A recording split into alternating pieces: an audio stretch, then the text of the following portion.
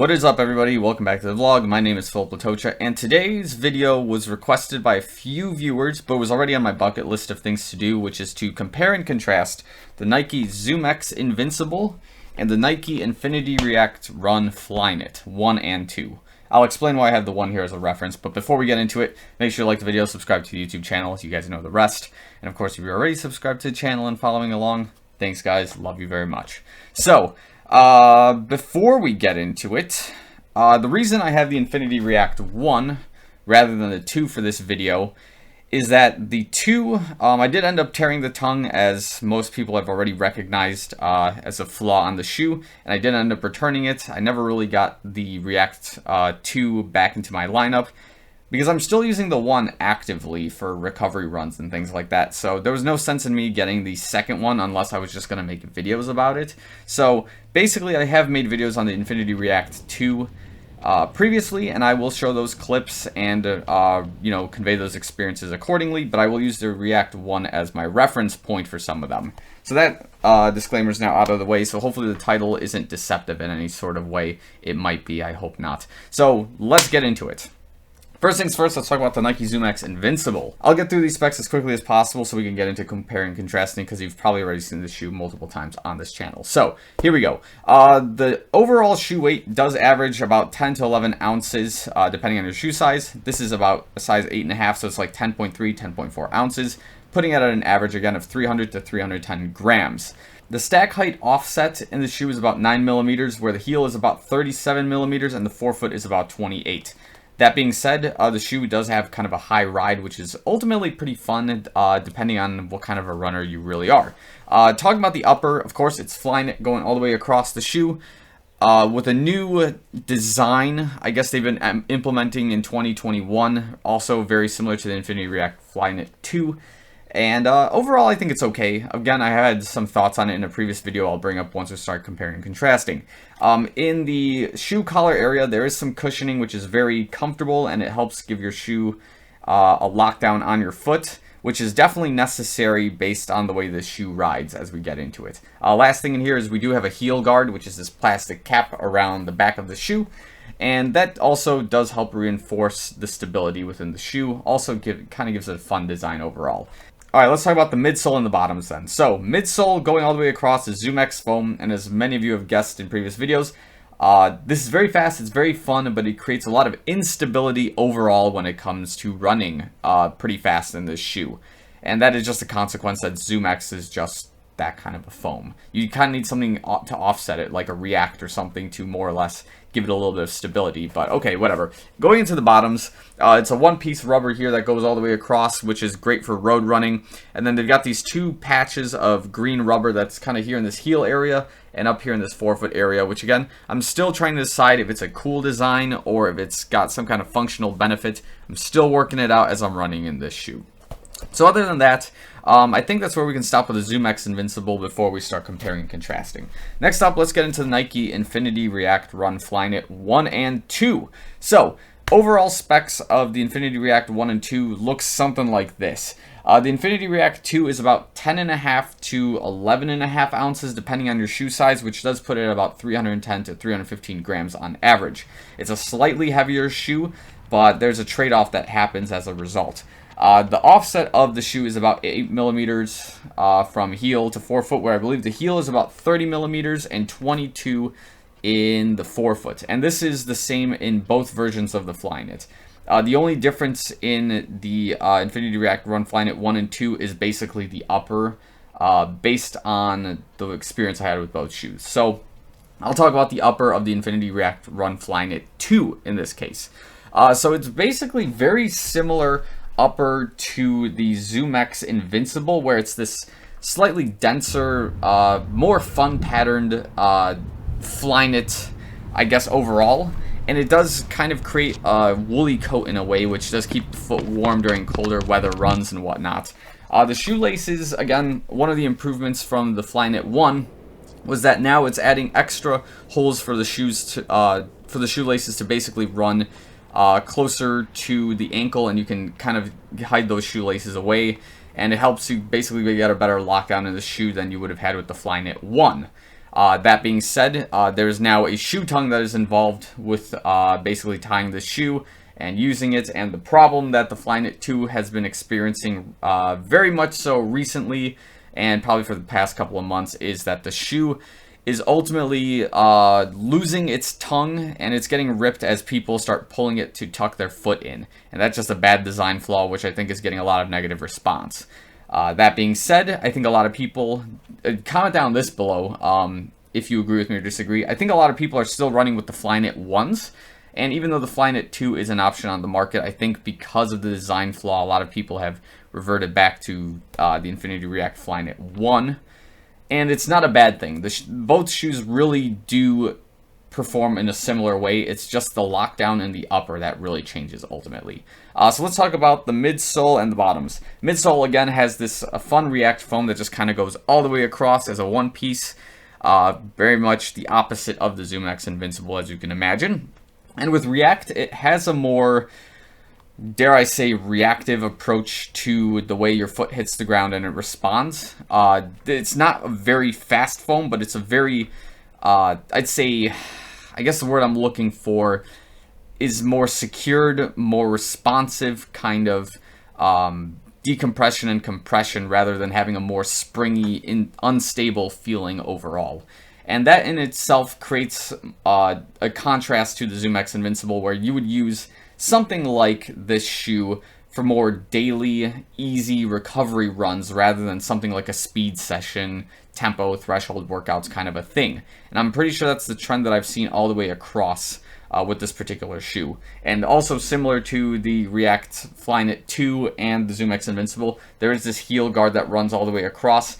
Same material, just different feel in terms of thickness that's being used in this particular case, but it is, again, a very good feature in my opinion. It isn't creating any setbacks, and I think it does kind of help stabilize your foot in the shoe. In the bottoms, again, this is just kind of what it looks like. This one's pretty shredded up for about 350 plus miles now. Can you believe it? A shoe that I've pushed 300 plus miles in and isn't completely destroyed, for a lack of better words. It is really smooth out, and I could feel a little bit of slip, but that's not a big deal for this particular pair, so whatnot, and it's fine. Okay, let's compare and contrast these shoes now.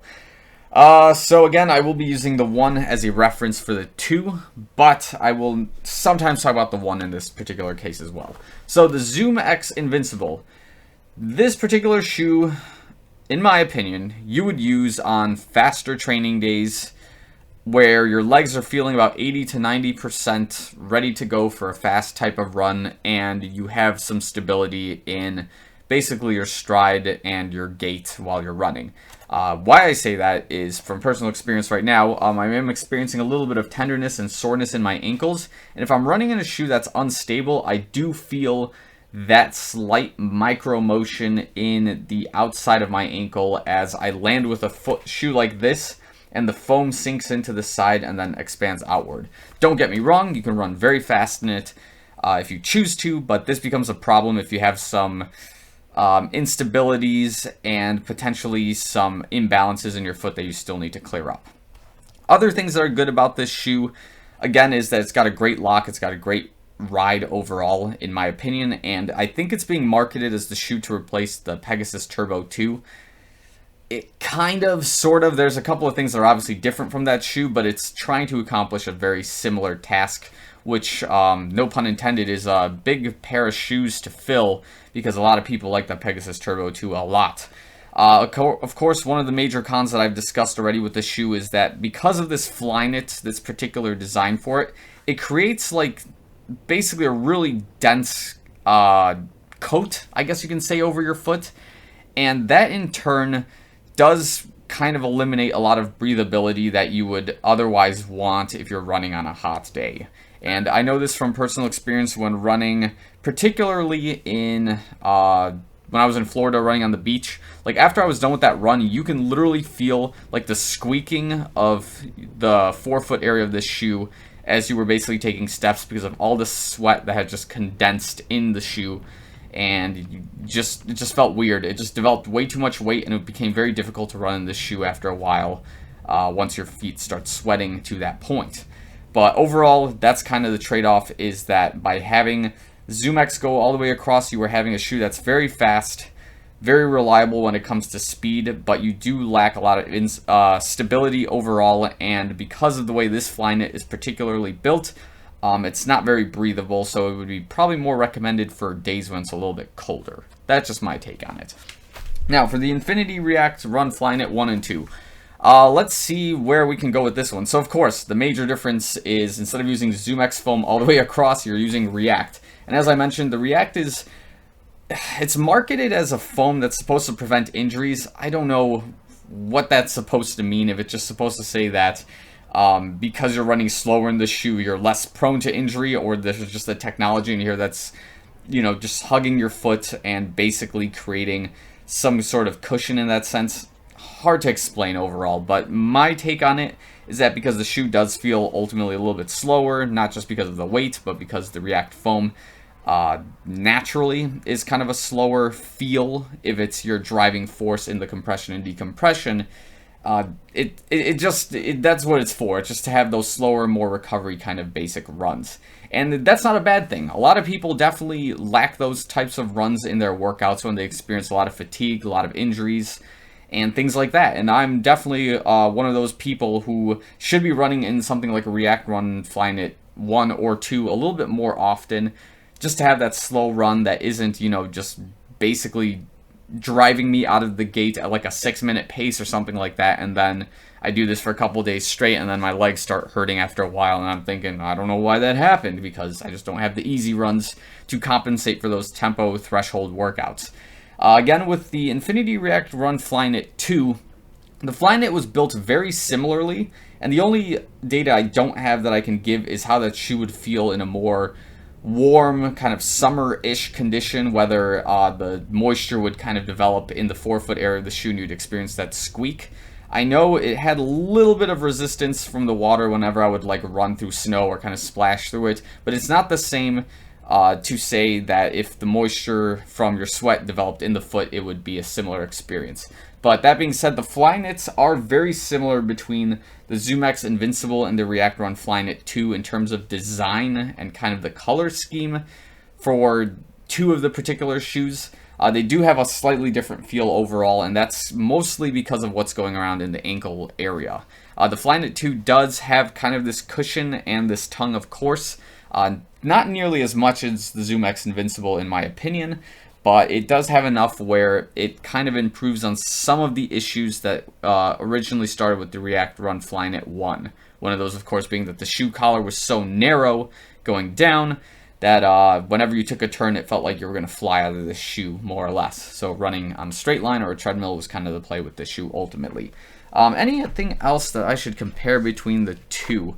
I guess, yeah, the overall general specs with the shoe and their designs, I think the best way to lay it out is that one shoe is definitely more a speed workout shoe that's kind of unstable and definitely requires a little bit of experience and a little bit of play around it just to make sure you understand what you're getting yourself into, and that's the ZoomX Invincible, because this shoe is, just ZoomX all the way across. It's fast, it's unstable, but it can definitely give you a fast ride and a very comfortable fast ride if you know what you're doing with it. If you're a little bit less experienced and you want to go on an easy recovery type of ride, I say this all the time, like the Nike React Infinity Run Flyknit 1 and 2 are definitely the best plays, and the React Run Flyknit 2, despite this flaw with the tongue, is a very comfortable daily trainer type of running shoe, and I would definitely recommend it if you are looking for something like that that isn't too aggressive to run into, that's something that won't push you to go faster, because some shoes, they just start springing, they start I'm thinking more like carbon plate shoes in a way, where you start kind of pushing into the shoe and it starts driving you to go a little bit faster and faster until it finds a certain cap, which could be like your more tempo threshold pace. The React Run Flyknit series shoes don't really do that, and I'm happy that they don't. Just they respond to whatever you give it, and that is kind of the basis for the Infinity React Run Flyknit series, is that it's a little bit slower, a little more responsive to whatever you're specifically doing during that workout.